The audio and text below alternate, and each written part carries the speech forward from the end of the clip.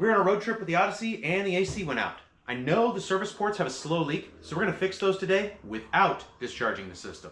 I'm going to show you how to do that, and then we'll go ahead and try and put a little Freon in the system and see if it gets us cold air again. Let's jump into it. All right, so these are the service ports on the Odyssey. You're gonna find these on any car, really, service ports. And unfortunately, the service ports are like the most common leak point on any AC system, really. You get the service ports leaking, the compressor, the shaft seal, which would be like, this is the power steering pump, which would be the main shaft that drives it. Those two components really have the most wear, and then the little Schraders inside of here, the little seals just go bad on them. So we're gonna go ahead and change them using these. And some of you AC techs are like, no, there's no way you can do that. Yeah, there is. It's pretty awesome, actually. So I'm gonna show you how I diagnose that these are leaking, and then we're gonna hook this up, change the valve course without having to discharge anything, and then we'll go ahead and top this thing back off. So you got to take your caps off. That's your low pressure cap, your high pressure cap. So I actually heard them hiss when I took each cap off. That's like, hello, you hear hiss, there's gas in there leaking, right? So the next thing you could do if you don't hear a hiss is pour a little bit of like soapy water down inside of the core. It's funny, this one isn't bubbling anymore. These things will get to a point sometimes. Oh, no, I think they want to bubble. They'll get to a point sometimes where they leak, sometimes where they don't leak other times. Like, literally, this thing was pouring gas out earlier, and it hissed. So, but right now, it's not. This one up here, it has some bubbles, and right now, both of them are pretty stable. All right, it's so annoying. Earlier, it was literally growing bubbles out of here. But that's what they do. Oh, there's some bubbles. There's some little baby bubbles in there. All right, so I'm just going to take an air compressor and clean those out. Literally, these things have been leaking for multiple years, and right now they're kind of quasi-holding.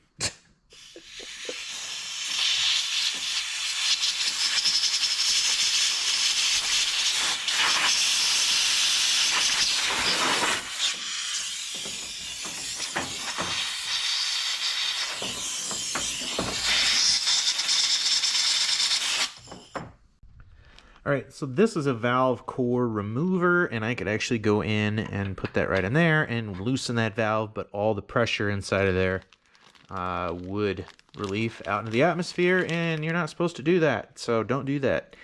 But that's essentially what it's doing. It twists this little core that's threaded in, and it's got a seal right here, and then when the air conditioner service port goes on there, it's going to push in on that Schrader, and you see that little poppet come up off the seat. This little seal over time will wear out. It'll also get some like dirt and debris on there, and it won't seal up really well, so you have to change them. Most of the time that seal is just deteriorated.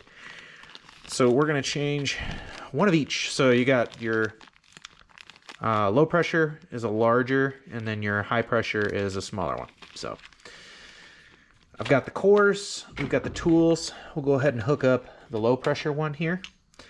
And we're not going to use this tool. I'm going to use this tool. So what this does is it allows me to get in there and you push this little guy in, and that is your piece to loosen up the valve core. And then it actually kind of holds on to it, and you pull it up past this ball valve, and you can see that ball valve close in there, and that closes this off to where you can pop this cap off, and now you can see the other end of the ball valve is shut. Now you can change your Schrader valve out and put your new one in there. So we're going to go ahead and hook this puppy up. I like to kind of hook it up with everything shut off just in case it leaks any. So shut it all off. Okay. one thing I kind of forgot to mention is clean these off, even with the dust cap off. Just wipe them off with a towel or a paper towel or something, just so that the O-ring on this will seal up just fine. So there's an O-ring on there. And if there's debris or gunk inside of here, it's not going to seal up. I see some kind of gunk right here that I'm going to have to get off. All right, and then the high pressure one can go on there too. Hey, you got to pull this up though, because you can't shut that ball valve with that thing in the way. Duh. Okay. So right now, as it is, it's not leaking or anything. It's not going to leak. It's just kind of chilling on there. So what we're going to do is open the ball valve, and then we're going to push this down until it makes contact with it. And I always kind of like to go tight to tighten it. There we go. And you might have to kind of push down a little bit. You can feel it engage. It's going to spin and spin and spin, and then when it finally lands, you got to kind of feel for this. It's not, you're doing it blindly, so it's kind of all by feel. But at first, if you don't push this down far enough, it's just kind of chilling here, and it's not going to spin this thing. Once it locks on, it's going to grab, and you'll feel that action of it grabbing this and stopping. Before, it just kind of spins and spins and spins, right?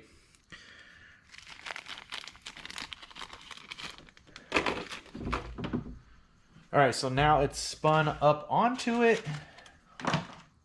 Now we can go ahead, and I'm going to keep pressure downward as I back this core out.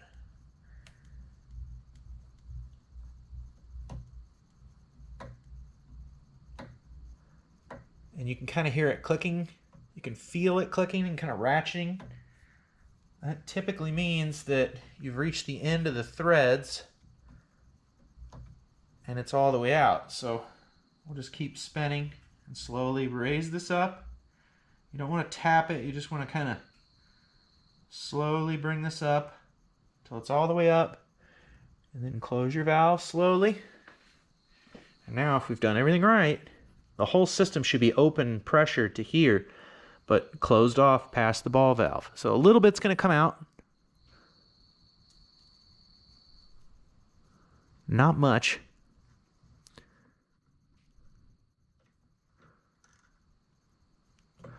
And then there is our valve core. Now you can see there's something.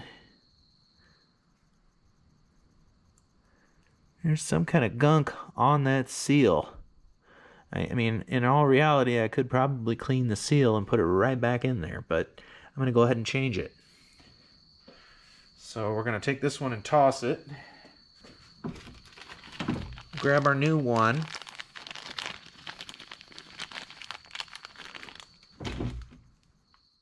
And then we're going to insert it into here, just like that. So it's just chilling on there now. It won't fall off unless you go really knocking it off of there. So carefully take it and thread it on here.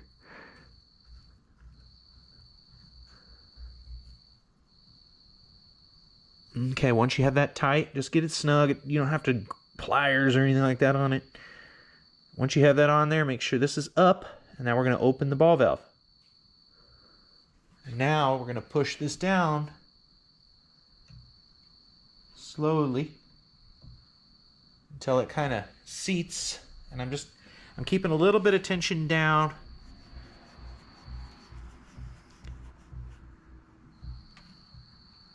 And I can feel that thread tighten up, and it's come to a stop now. I'm kind of giving it just a little bit more. I mean, you're doing it with the knurling that's on this. I mean, don't go getting a pair of pliers on there or anything like that. I mean, really, where it's at is just fine. So now I'm going to go ahead and raise this up. And what I like to do, instead of popping this off and then finding out this thing is just pouring freaking Freon or R134a. By the way, Freon's a brand like Kleenex. So instead of popping that ring off, I like to do this because you have more control if it is leaking. So what we're going to do with the ball valve open, you can close it too. Open this up, all right? And just loosen it. Don't even take it all the way off. You don't have to. Then kick your ball valve open, and it should just let off a hiss as it relieves the system pressure. So that tells me we did it just right. And that's just how incredibly easy these things are to change one of those. What would have taken me a good, hour or more to completely evacuate the system. Now, that is technically the correct way to do it by the book. Some people are going to jump in and go, yeah, but there's moisture that gets absorbed. Yes, there is, and that's why you have a dryer. I think really they err on the side of caution. I mean, if the system was almost empty, I'd absolutely recommend doing that, but you don't always have to, not every single time. So I sprayed a little bit of my leak checker inside of there, and I'm just gonna let that sit for a while. Now, it was hardly leaking before. All right, let's go ahead and do the high pressure side now. So we want to make sure it's fully engaged before we go popping this thing off, which it is. Now we'll open the ball valve. We're going to push this down.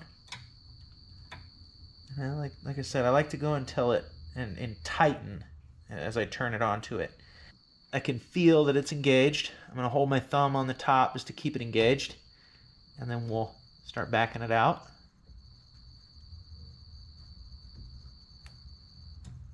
And holding that downward pressure really gives me that sense of feel I need for when that Schrader has run out to the last bit of the threads. And these little ones, there's not much threads on them. They're all up here above my fingernail there. So it'll unscrew really quickly.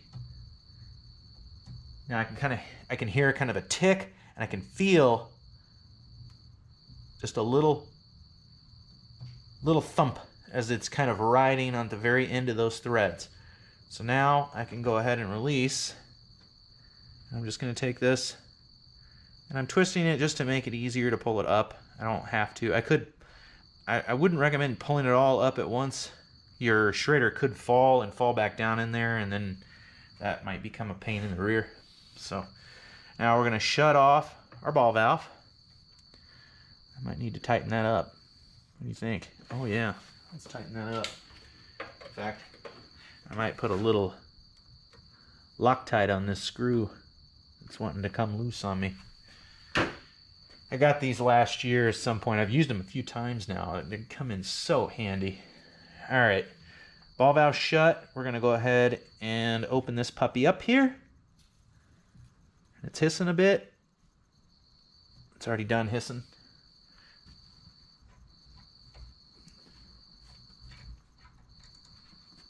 And there is our Schrader. And now this one is a larger style. Sometimes the high is the smaller style. I don't know. I think every car is a little different. All right. There we go. So there's a new one next to the old one. I'll take the old one and toss it off to the side so I don't accidentally use it. Okay, we got the new one on here, and I can really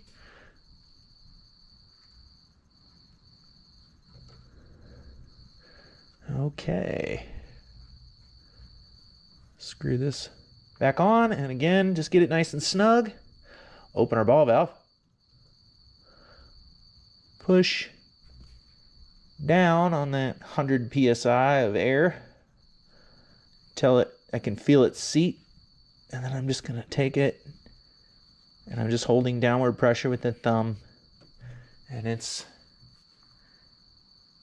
snugging up, and I'm just going to kind of I didn't even move it at all, I don't think, to make it really snug there. Now we're going to pull this up, shut off our ball valve. Let's crack this open. Okay. And then let's crack our ball valve. Let off a little hiss. Okay. It would relieve quite a bit of pressure if it wasn't good to go. So we can pull up on the collar and pop it up. And just like that, I saved myself an hour or more of work. A shop would have charged $100 and some odd. These little tools are only like $25 or something like that, and they come with a bunch of little cores and a standard valve core remover too. I didn't use this one. This one was a new one. I need to order some more of these cores. I'm running through them quick, but they're like 20 bucks. That I'm so in disbelief with these things. These are awesome. My whole fleet of cars. That's like the most common leak on these dang things. All right, let's put a little bit of leak tech in here. And we're gonna leak check these before we go adding refrigerant.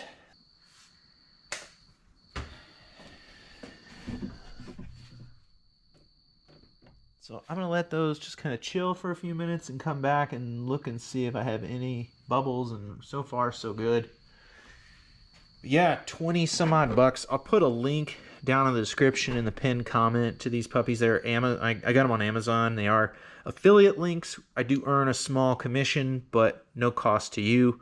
It helps the channel grow, so we appreciate you clicking on them. But yeah, I wish they would have had these years ago. This is an incredible idea that saves, like, they pay for themselves on one freaking job. So not only in the amount of time you save, but not having to bring out the machine. All right, I'm gonna put these little puppies back and put them in my toolbox.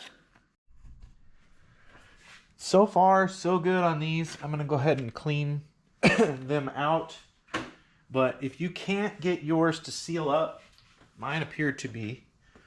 If you can't get them to seal up, you can order brass versions of these caps to thread on there, and that will really stop them from leaking too.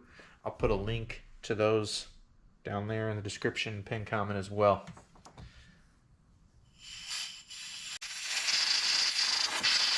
Ideally, your cap isn't doing anything but keeping dust out, right? Like, not holding pressure back. That's really what it's designed for.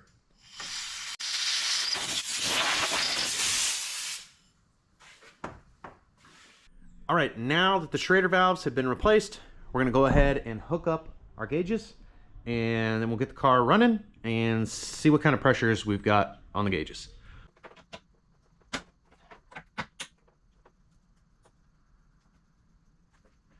All right, we've got about 70 psi in there. It should be enough to run the compressor. It's about 65 in here right now. All right, it's running, and I'm looking down at the air conditioning compressor, and it is not spinning. You would see that front half of the hub right there, where I'm kind of pointing at. It would be rotating. So we've got adequate pressure in the system, but the compressor is not engaging. So there's another problem.